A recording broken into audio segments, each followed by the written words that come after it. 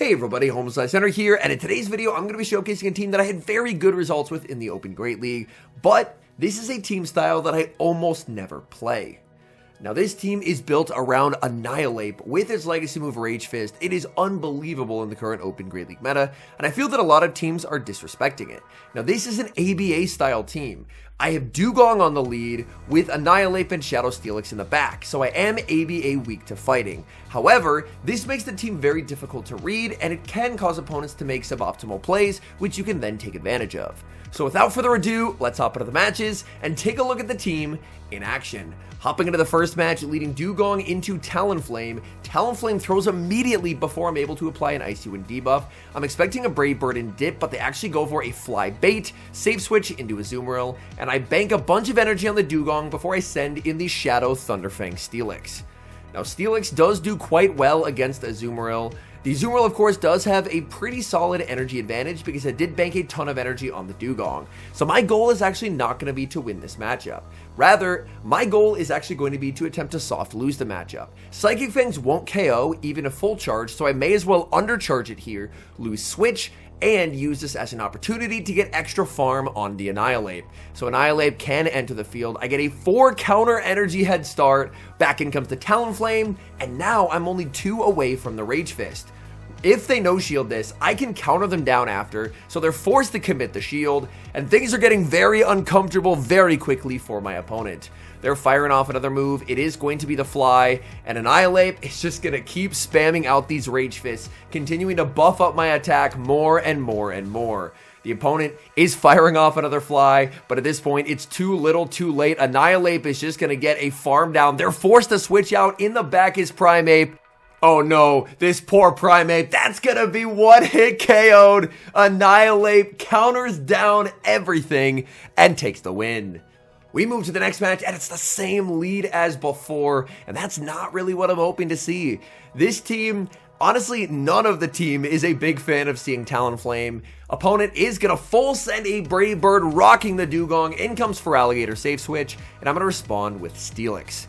Now Steelix, I could potentially throw 4 Thunderfangs and a move to look to pick up a knockout or grab a shield, but in the moment, I felt that having energy would actually be more important. So I make a bit of a weird play. I actually go down 2 shields. I don't know if this is the best way to play this out, but in the moment I was thinking Steelix energy can really threaten the Talonflame when they bring it back in, but they don't bring in the Talonflame. Instead they bring in Diggersby, and this is not looking great. I Psychic Fangs to get a debuff here. I'm looking to switch out into the Dewgong and fire off my stored Icy Wind. Icy Wind is going to be shielded. Dewgong farming up. Good counting by my opponent as they're going to pick up the knockout with the Fire Punch and deny my ability to get to another move. Now this is going to be a tricky game because I'm still switch locked. I'm going to fully wait the timer, send in the Annihilape. Opponent is going to switch into the Talonflame, but they were slow on the switch. This allows me to get to the Rage Fist. This can hopefully burn the remainder of my switch clock. Rage Fist connects, and the switch clock is up literally at the exact moment they fire off their charge attack. The Fly will not KO. I can tank that, farm down, and I have so much energy stored on the Steelix. I went down 2 shields, which is almost never advisable in a game, but now I can apply so much pressure to my opponent. Psychic Fangs after Psychic Fangs. This is their final Pokemon. They have no way of undoing these debuffs. Firing off a 3rd Psychic Fangs. This is going to be no-shielded as well. In comes the Annihilape. The counter goes through, and we're able to claw back. Very difficult situation, but we're able to take the win. We move to the next match, Dewgong into Clodsire. This is a pretty solid lead for the Dewgong. Honestly, my entire team does pretty okay against Clodsire overall. Obviously, the worst case would be the Thunderfang Steelix, but I still have Psychic Fangs to debuff it. And as you may notice, I'm running a very weird Annihilape IV spread, and that is actually intentional because this way I can get a counter breakpoint against most Clodsire that does actually flip certain even shielding scenarios from losses to wins.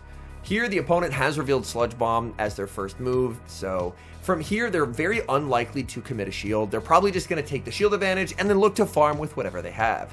So the Icy Wind is going to connect. Opponent now going to bring in Bibarel. I'm going to bank a move, send in this Annihilape, and I'm more than happy to let this go. I just wanted to preserve the Dewgong.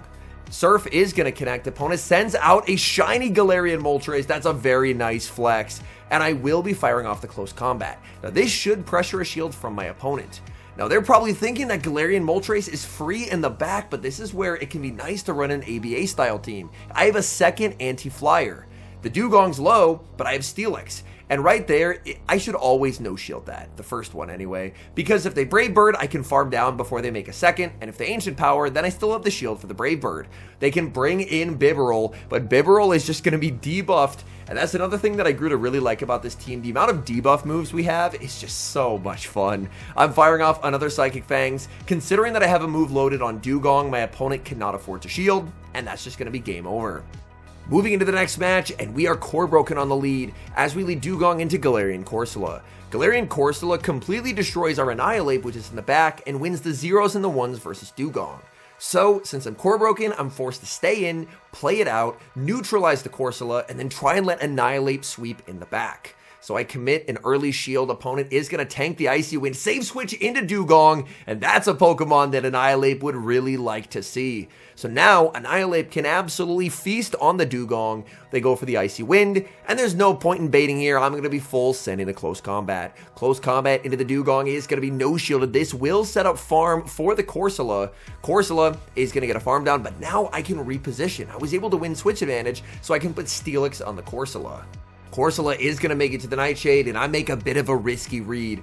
I decide to commit the final shield. I'm now down 2 shields to 0. I farm up past the crunch, and I'm looking to bait with a Psychic Fangs to get the shield back. I'm able to grab the shield from the opponent, get a switch and a catch onto the Dugong as I'm able to successfully sneak an Ice Shard.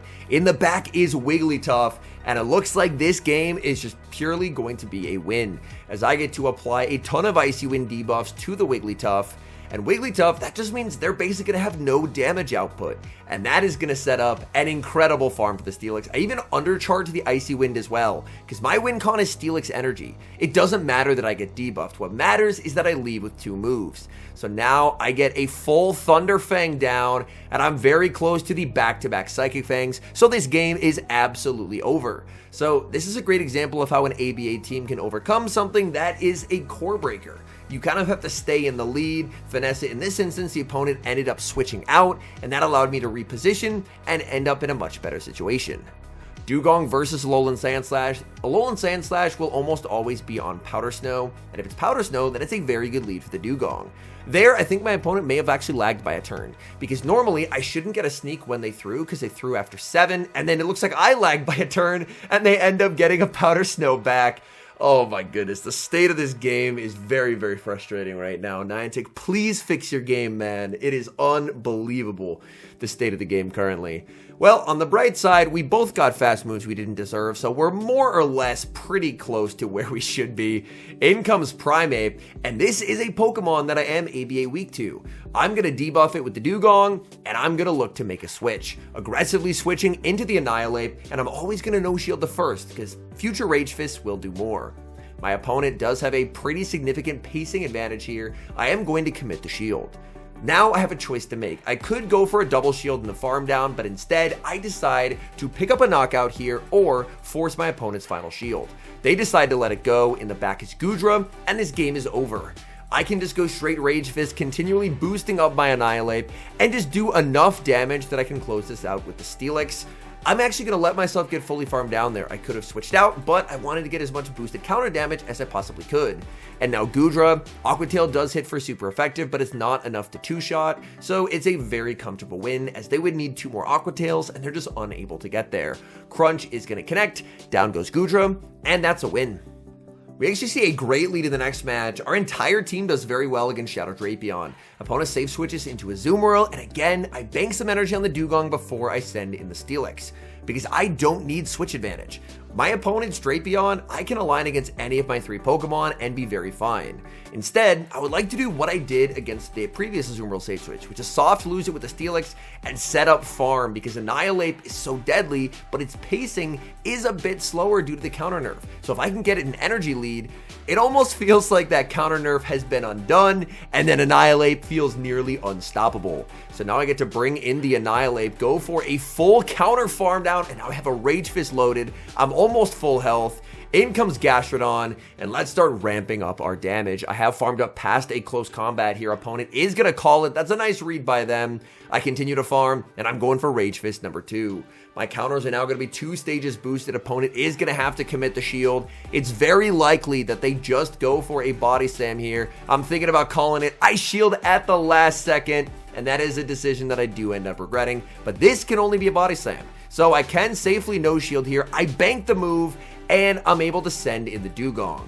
Now my only loose con is going for an Icy Wind bait, as Dugong very comfortably wins the 1 shield normally, and especially when I have a 2 Ice Shard head start. So I go straight for the Drill Run. Opponent calls it because that's their only win con, and now I have a very healthy Dugong, I have a Rage Fist loaded on Annihilape, and there's just no way for my opponent to win. We move to the next match, and we're core broken on the lead. Dugong into Starmie. Starmie is able to absolutely destroy Annihilape, and it does great into the Dugong as well. So the game plan is going to be staying in with the Dugong, trying to get the Starmie as low as possible, and then hopefully I'll be able to sweep with the Annihilape in the back. Starmie's a Pokemon that I tried at the start of the season, and honestly gave very positive reviews to. I think, honestly, I may have even a little bit underestimated Starmie. The more I've seen it used, the more impressed that I am by this Pokemon. This Pokemon is seriously scary when piloted by a good trainer. Here, the Starmie is going to get a nice farm down. They're very heavily debuffed, so I'm going to bring in the Steelix just to tank the energy, but look how much damage this still does. That's at -2. So Starmie KOs 1.5 Pokemon. They send in Clodsire, and I will be firing off the Psychic Fangs before I send in Annihilape. Really counting on the Annihilape sweep, but it's not going to happen. It's Wigglytuff in the back. And there are going to be some games where you encounter Core Breakers on the lead, and then you just can't win in the back. Like this game, I'm not going to lose any sleep over. It's just completely unwinnable. So we just top left, say GG, and move to the next. Great lead in the next match, Dugong versus Galarian Moltres. Moltres can stay in here if they want and make life pretty uncomfortable for Dugong, because Moltres does get to the Ancient Power before the Icy Wind is reached. Ancient Power is 7 to the first and then 6 going forward. So I tank the first, and now I'm going to look to respond with the Icy Wind. The Icy Wind gets no shielded as well. The opponent now going to switch out into Drapion. Dugong does make it to a Drill Run. This will inflict massive damage, and I have a choice to make. What Pokemon do I think will be more useful in the endgame? Considering their lead is weak to Electric, I don't think it's highly likely they're going to have an Electric weakness in the back, so I decide to bring Steelix into the Drapion.